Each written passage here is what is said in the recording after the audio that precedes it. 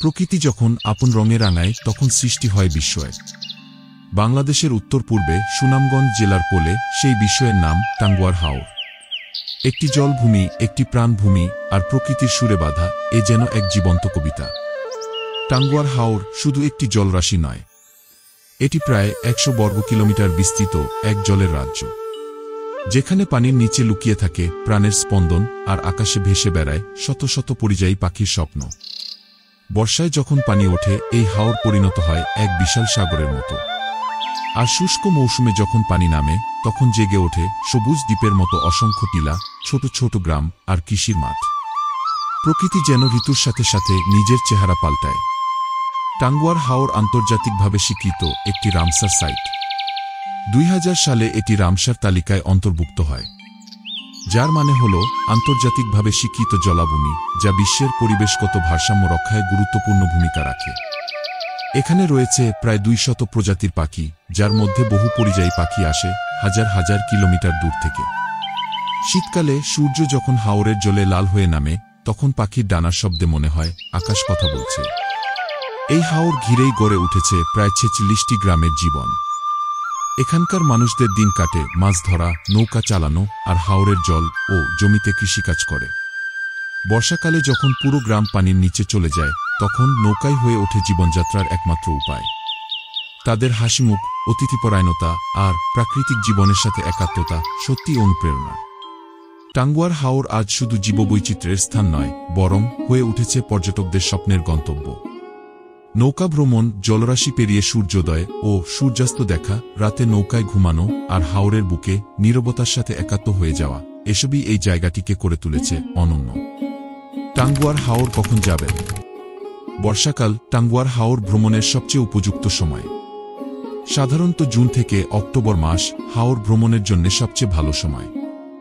শরতের নীল আকাশ, স্বচ্ছ পানি আর দূরের পাহাড় সব মিলিয়ে অনেকের কাছে শরৎকালের সময়টা প্রিয়। শীতের সময়টায় সাধারণত এর পানি অনেক কম থাকে, তবে তখনকার ভিন্ন পরিবেশের হাওর এবং সেই সাথে অতিথি পাখি দেখতে চাইলে শীতকালেই যেতে হবে আপনাকে। হাওর ভ্রমণে কি কি দেখবেন? টাঙ্গুয়ার হাওর ভ্রমণ শুধুমাত্র হাওর দেখা নয়, সাথে আরও কিছু স্পট সবাই ঘুরে দেখে থাকে। টাঙ্গুয়া ভ্রমণ প্যাকেজের সাথে ছোট ছোট swamp forest, watch tower, Niladri lake, Shimul Bagan, Barik টিলা, জাদুকাটা নদী, লাউডের গড় সহ আরও বেশ কিছু স্পট ঘুরে দেখা যায়। হাউসবোট ও নৌকা ভাড়া। বর্তমানে নানা ধরনের, নানা মানের হাউসবোট, মিনি হাউসবোট কিংবা গতানুগতিক নৌকা পাওয়া যায় টাঙ্গুয়ার হাওর ঘুরে দেখার জন্য এবং প্রয়োজনে রাতে থাকার জন্য। প্যাকেজ অনুযায়ী বিভিন্ন মানের হাউসবোটের ভাড়া এক এক রকম। সাধারণত এক রাত থাকা, ৩ বেলার খাবার ও টাঙ্গুয়ার হাউস সহ আশেপাশের সকল স্পট ঘুরে দেখার জন্য বিভিন্ন মানের হাউসবোট ও নৌকা পাওয়া যায়।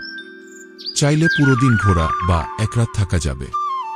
বাজেট অনুযায়ী ৪,০০০ থেকে ১০,০০০ টাকার মধ্যে প্যাকেজ পাওয়া যায়, তবে দরদাম করে নেওয়াই বুদ্ধিমানের কাজ।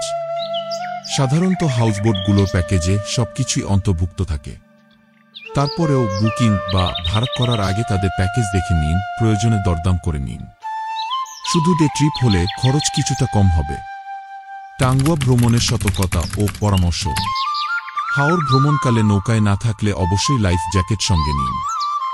যে কোনো কিছুর জন্য দামাদামি করে নিবেন। একসাথে গ্রুপ করে গেলে খরচ কম হবে। কম খরচে বেড়াতে চাইলে ছুটির দিনগুলো পরিহার করুন। হাওরে বজ্রপাত হলে নৌকার ভিতরে অবস্থান করুন। খাবারের অতিরিক্ত অংশ, উচ্ছিষ্ট, প্যাকেট ইত্যাদি হাওরের পানিতে ফেলা থেকে বিরত থাকুন।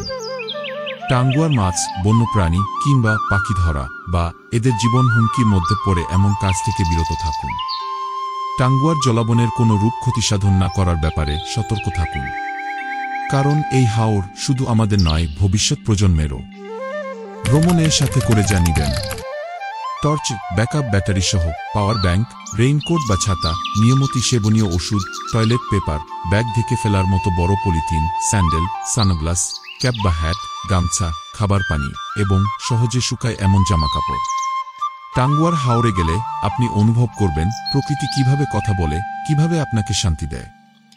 হাওরের জল, পাখির ডাক আর সেই নীরব আকাশ আপনাকে ভাবতে শেখাবে এই পৃথিবী কত সুন্দর হতে পারে যদি আমরা ভালোবাসি তাকে।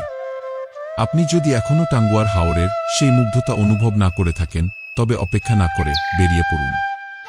একবার দেখে আসুন প্রকৃতি কিভাবে হৃদয়ের গভীরে কথা বলে। এবং যদি কখনো যান, মনে রাখবেন আপনি কেবল দর্শক নন, আপনি এই সৌন্দর্যের একজন রক্ষকও।